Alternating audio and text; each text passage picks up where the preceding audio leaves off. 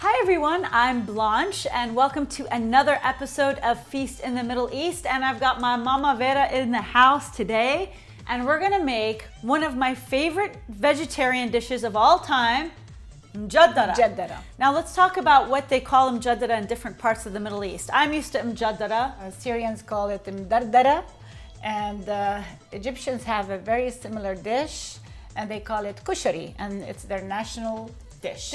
And they add noodles to their MUJADARA. Yeah, they add noodles. Now MUJADARA is kind of like the equivalent of red beans and rice in the South or arroz con pollo in Latin America, except instead of beans and rice, it's lentils and rice with a beautiful caramelized onion that makes it kind of sweet and savory at the same time. It's a perfect dish to eat during cleanse season, of if you're vegetarian or if you want to eat the meatless dish. And so what we need are lentils. Now there are a couple of kinds of lentils in the market. Don't get the red lentils because that'll make it mushy. But I have an example here of lentils. We've got bigger sized green ones and smaller sized. Yes. Now for this dish, you could use either one. The only trick is, I found out that when I started cooking that I was using lentils and they weren't getting cooked, and some were getting cooked really quick. I found out that the size had a lot to do with it. These will cook really, really quick. Within the first 8 minutes, they were halfway cooked.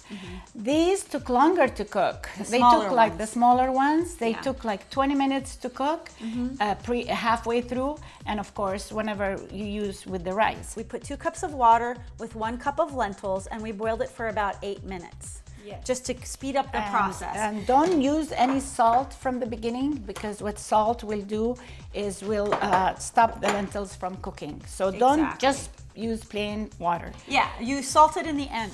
So we've got this strainer, we put it in this cup, and we're going to, here, let's pour it this way. We're gonna pour it so that it strains the lentils out, and we're gonna keep the water from the lentils because that's gonna flavor it. So I don't need to pour all of it. So we're gonna put that there, we're gonna strain it out, and make sure you use fairly fresh lentils. Now what I love about lentils is they are a pantry staple and you can keep them and use them, but if you use old lentils, the skin will come off and it'll be tough, it won't taste as good. And then so next we have our rice. Now you could use any kind of rice. We're using basmati rice. You could use jasmine rice, long grain rice, brown rice. Remember, brown rice takes longer to cook. We actually rinsed it and soaked it for a little bit because that speeds up the cooking process. Another thing with the lentils, if you buy lentils, make sure you sort them out for any stones. You don't really get stones often, but you want to sort it just in case. And you also want to rinse the lentils. So rinse the lentils and rinse the rice. Now another point I want to make is that originally when they first started cooking the mjadara, they used to make it with cracked wheat, which is burghul, which is very, very healthy grain. When they introduced rice, people started cooking with rice. But burghul is, a lot of people still like to cook it with burghul, and it's very healthy. And you almost follow the same procedure that you use with rice to cook with burghul. And it's really, really delicious too. So this is 1 cup of rice per 1 cup of lentils. I like that ratio because I like the flavor of the lentils. I don't like it too rice heavy. So we've got this. So we're gonna add to this about 2 cups of the water. So let me check, is this? Yep, this is exactly 2 cups. This is the water from the lentils that we strained. And we're gonna pour it in like this. And we're gonna wait for it to boil. Let's add some of the spices. Can we add some of the spices now? So the spice that we use is cumin, otherwise known as cumin in Arabic. We're gonna use a heaping teaspoon of cumin. If you use 2 cups of rice, use 2 teaspoons of cumin. What's great about cumin is cumin is that it imparts a lot of flavor, and it also helps you digest those lentils. And then salt, and then so since we've already cooked the lentils, now we can add some salt to it. So we'll add some salt, maybe about a teaspoon of salt. And of course, you know, your taste buds are the best judge here. Absolutely. And now this is really what makes the dish shine, are the onions. And I'm gonna put, I would say the ratio is 2 tablespoons of oil per 1 onion. And I'm gonna use about 3 onions. So I'm gonna put about maybe 5 tablespoons of olive oil. Traditionally, they used to fry the onions, right, Mom? You need to put a little Pepper here. Pepper for that. pepper for this. I like to use some pepper. Yeah. You know, it always enhances the flavor of everything. Yeah. So we've got the oil. I used about 5 tablespoons of oil for 3 onions. Traditionally, they deep fry it. If you want to deep fry it, that's fine, but I kind of think it defeats the purpose of eating a healthy vegetarian dish. And you want to use olive oil, not canola oil, not soybean oil, not corn oil. God forbid, corn oil. No, you use olive oil, and you use the best olive oil you could get, because not only does it impart a good flavor to the dish, but it's very, very nutritional. This is boiling now, so just like you cook normal rice, you want to lower the heat and cover it and cook it like you would normal rice until the rice is nice and fluffy. So let's cover this and let this simmer. And this will simmer for about 20 minutes, I would say. Yeah. It's plenty, and keep an eye on it. After it's like halfway cooked, the rice is absorbed the water. You want to come and fluff it with a fork again, just to make sure that the rice is cooking evenly. Now what I'm doing is I'm seasoning the onions with a little bit of salt too, because you don't want the onions to be too bland. Just a touch of salt is fine.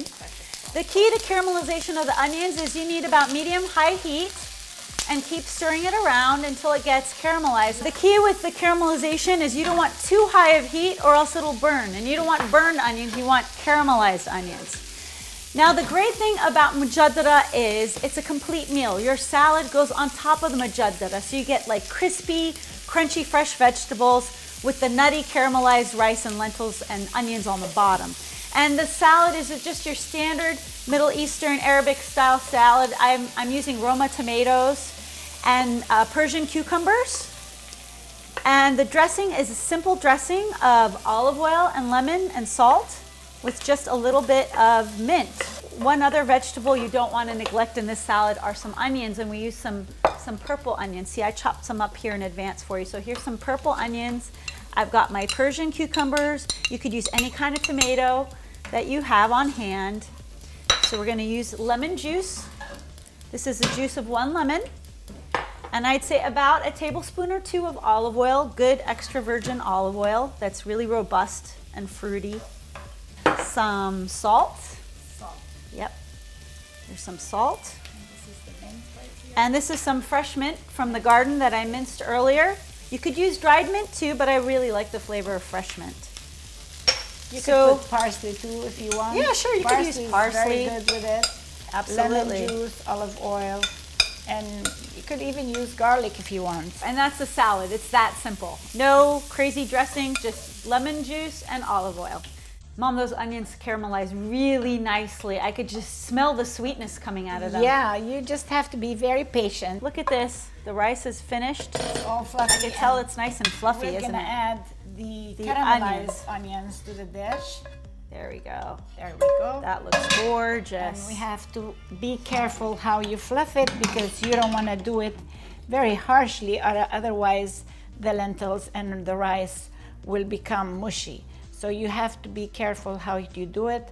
Very gently try to incorporate the onions inside the dish. Okay, I'm tired of watching you stir this up. I want to try some, Mom. Okay. I'm too impatient. You know me. I know. You try to make it all perfect all the time. I'm like, I just want to eat it now. She's the perfectionist, and I just like to eat her perfection. How about that? Well, I like everybody to have a bite of onions in every bite. Yes, I agree. The onions really make this dish. You have no onions, it's not going to work. So here, Mom, I put some salad for you. Okay. I like to stir it all up. Yum, yum. I even like to add yogurt to it too. I know it's not traditionally done with yogurt, but it adds a nice tangy flavor. It adds protein to it adds more protein. Perfectly healthy dish. Okay, Mom. 1, 2, 3. This is so good. Very good. This is a great dish to take camping.